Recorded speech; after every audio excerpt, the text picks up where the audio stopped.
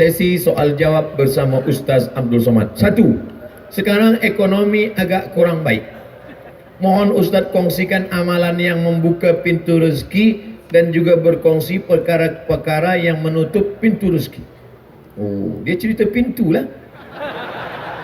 Pintu ada buka, ada tutup.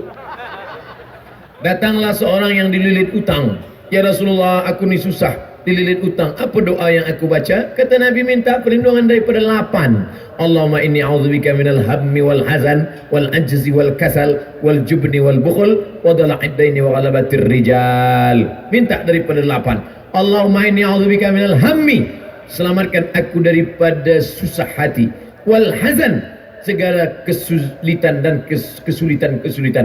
Allahumma inni a'udzubika minal hammi wal hazan wal ajzi, lemah, wal kasal, malas, wal jubni, takut, wal bukhl, pelit, wa dhala'id daini, dililit utang, wa ghalabatir rijal, dikuasai orang lain. Bila kita dah dililit utang, maka kita dikuasai orang lain, maka kita minta yang 8. Tapi jangan cuma baca doa saja, fahami maknanya.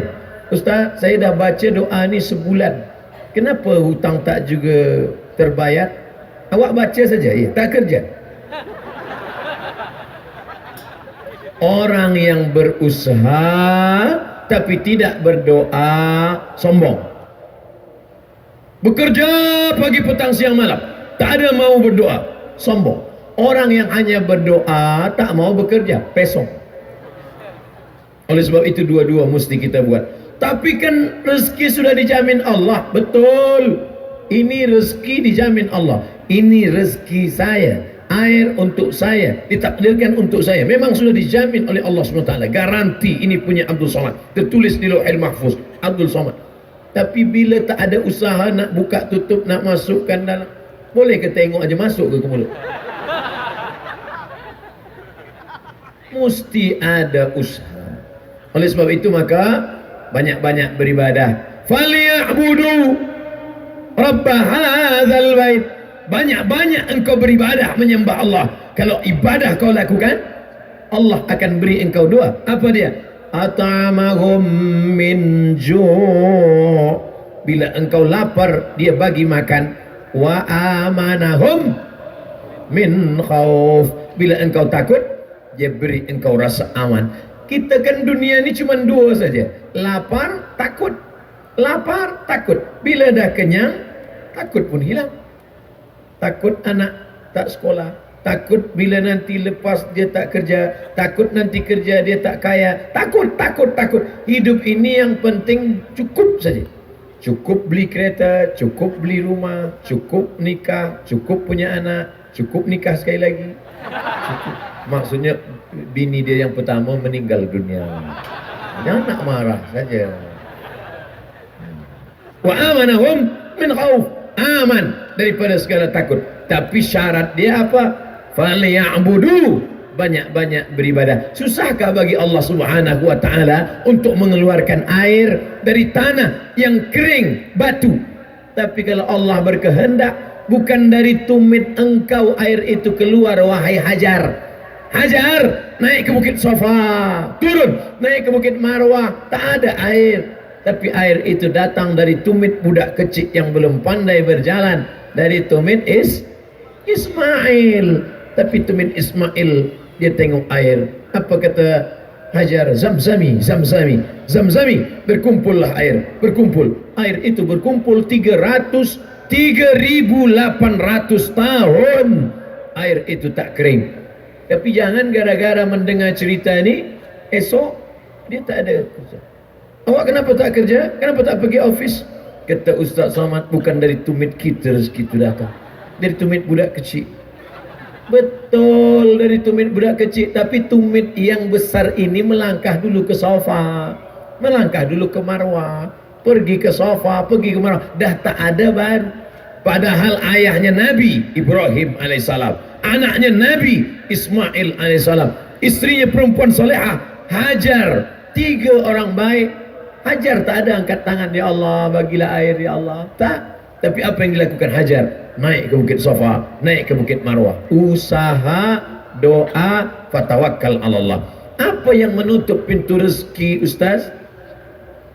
Allah sudah tetapkan rezeki kita. Kenapa rezeki itu batal? Kenapa Allah tutup pintu rezeki? Dzalika bi anna Allah lam yakum mughayyiran ni'matan an'amaha ala qaumin. Allah tidak merubah rezeki itu. Lalu siapa yang merubahnya? Kita yang merubah karena perbuatan maksiat. Ini ayatnya. Walau anna alal qura amanu. Kalaulah penduduk suatu negeri itu beriman, wattaqau, takut kepada Allah, la fatahna, kami bukakan barakat, barakatin minas sama, dari langit, wal ard, dari bumi. Walakin kazzabu, manakala mereka dustakan ayat kami, manakala mereka sunyikan masjid kami, manakala mereka biarkan anak-anak yatim kami, akhadnahum, kami cabut. Kenapa Allah cabut barakah? Kerana fadzalikal ladzi yad'ul yatim, membiarkan anak yatim, membiarkan masjid, membiarkan orang susah, maka inilah penyebab pintu-pintu rezeki ditutup oleh Allah Subhanahu wa taala. Wallahu fi aunil abdi, Allah akan sentiasa menolong seorang hamba. Apa syaratnya? Maka al-abdu fi auni akhi, selama hamba itu mahu menolong saudaranya. Engkau sanggup membeli kereta yang mewah, sanggup membeli rumah yang besar, sementara anak yatim fakir miskin tak makan. La yu'minu ahadukum, kamu tidak beriman. Tak beriman, kata Nabi, hatta yuhibba li akhi, sampai kau sayang kepada saudaramu seiman, ma yuhibbu li nafsi, sama seperti sayang pada diri sendiri. Dua, Ustaz, sekiranya saya ingin membuat persediaan kedatangan Dajjal, yaitu dengan menyediakan bekalan air dan makanan yang banyak. Oh, dia dah siap-siap dah. Bila Dajjal datang, saya dah siapkan ini rumah di bawah tanah, ada air, ada makanan. Adakah bekalan ini lenyap dan hilang apa Dajjal muncul? Dajjal boleh tunjuk langit, ya sama imtiri, turunkan hujan. Ya ardi umbuti, wahai tanaman tumbuhkan, tumbuh. Dajjal tunjuk pada mayit, orang mati, ya mayit qum, tegak, mayit tegak berdiri. Bila suruh langit hujan, suruh bumi tumbuh tanaman, suruh mayat tegak berdiri, susahkah bagi Dajjal untuk berkata, hai yang siapkan makanan bawah tanah, hilang. Makanan yang kau simpan hilang. Handphone bawah hilang. Hilang. Dajjal punya kerja. Sebab dia nak tunjuk kafir. Jadi yang perlu kita siapkan ini apa? Tiga. Yang pertama, selepas sembahyang, sebelum salam, selepas tasyahud, Allahumma inni a'udzubika min adzabi jahannam wa min adzabil qabri wa min fitnatil mahya wal mamat wa min syarri fitnatil masihid Dajjal. Yang kedua, hafaz 10 ayat pertama surah Al-Kahfi. Yang ketiga, baca surah Al-Kahfi malam Jumat. Man qara'a surat Al-Kahfi, siapa yang membaca surah Al-Kahfi pagi Jumat, siang Jumat, petang Jumat, malam Jumat, sebelum tenggelam matahari hari Jumat, adha'a lahu, Allah Ta'ala beri dia cahaya, nur minan nur, cahaya ma bainal jumu'ataini, dari Jumat ini hingga ke Jumat ini, dari Jumat ini hingga ke Jumat ini. Kenapa hari Jumat? Sebab hari Jumat hari kiamat. Datang Dajjal hari ini, hari Sabtu, hari Ahad, dia baca hari Jumat, Allah berikan dia cahaya hingga ke hari Jumat, maka dia akan dipelihara Allah. Jumat ini belum kiamat, Jumat nanti kiamat, Dajjal datang, maka Allah akan jaga dia. Maka nanti minta tolong kepada ustaz, tuan guru, kita mengaji tafsir surah Al-Kahfi, supaya bukan hanya sekadar setakat membaca saja, tapi kita pahami maknanya dan amal perbuatan kita membuat Dajjal takut dan terselamatkan. Mudah-mudahan kita, anak cucu kita selamat daripada fitnah Dajjal. Amin. Tiga, mana yang lebih utama antara amanah dan rasa kasihan? Kita diamanahkan untuk menjaga satu institusi agama, membayar gaji pekerja. Ada di antara pekerja yang kurang komited dan gagal menunaikan tanggung jawab bekerja mengikut standar yang ditetapkan, walaupun diberi teguran dan nasihat berulang kali. Berapa kali? Hampir 10 tahun. Oh, kalau ikut amanah rasanya saya mesti buang pekerjaan ini, tapi rasa kasihan kerana nanti bagaimana dia nak menanggung anak, istri, mana yang lebih utama Ustaz? Amanah atau kasihan?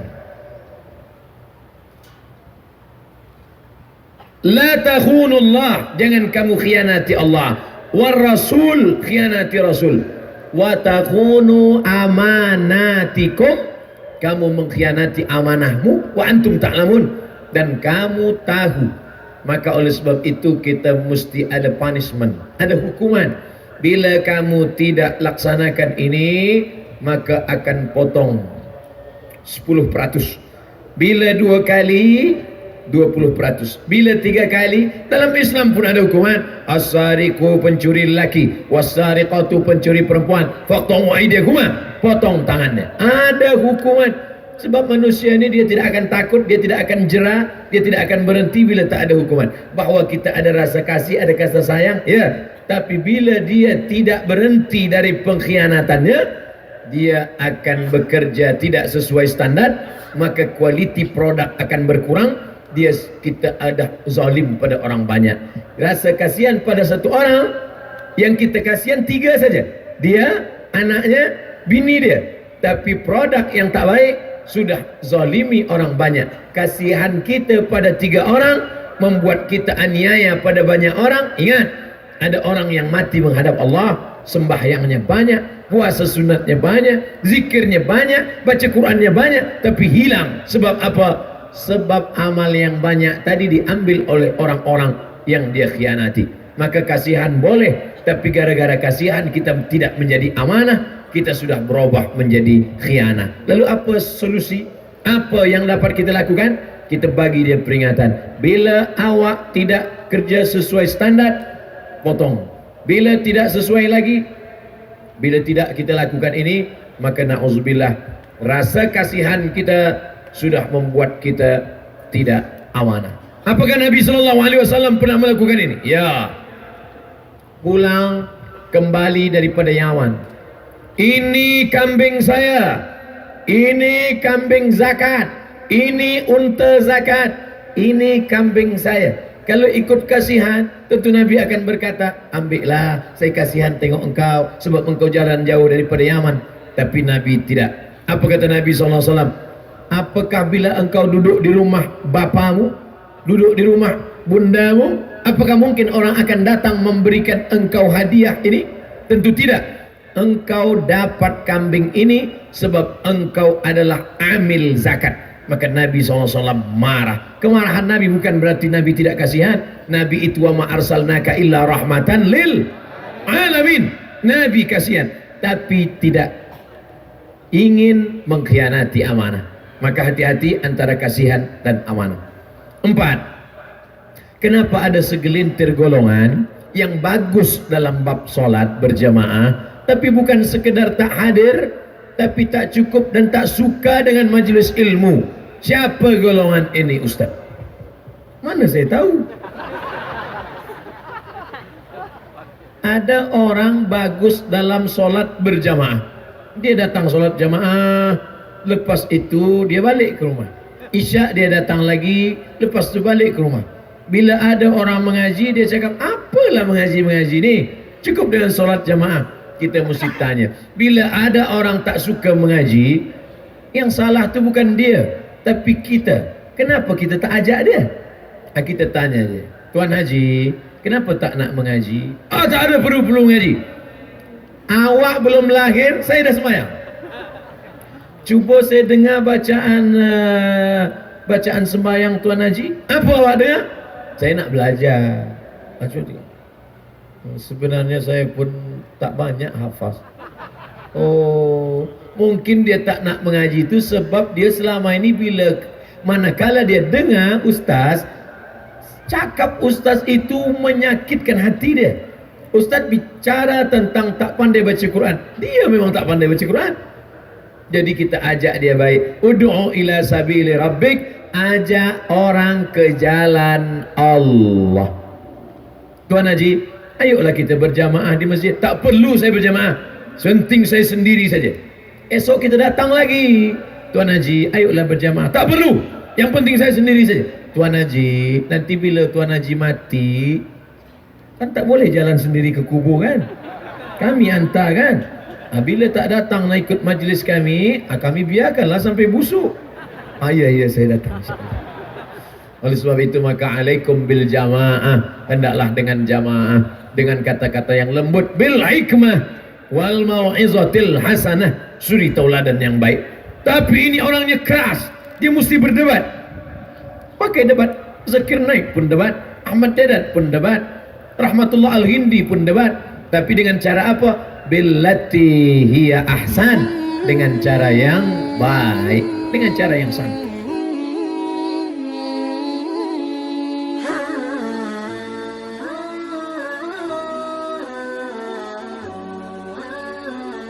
Oh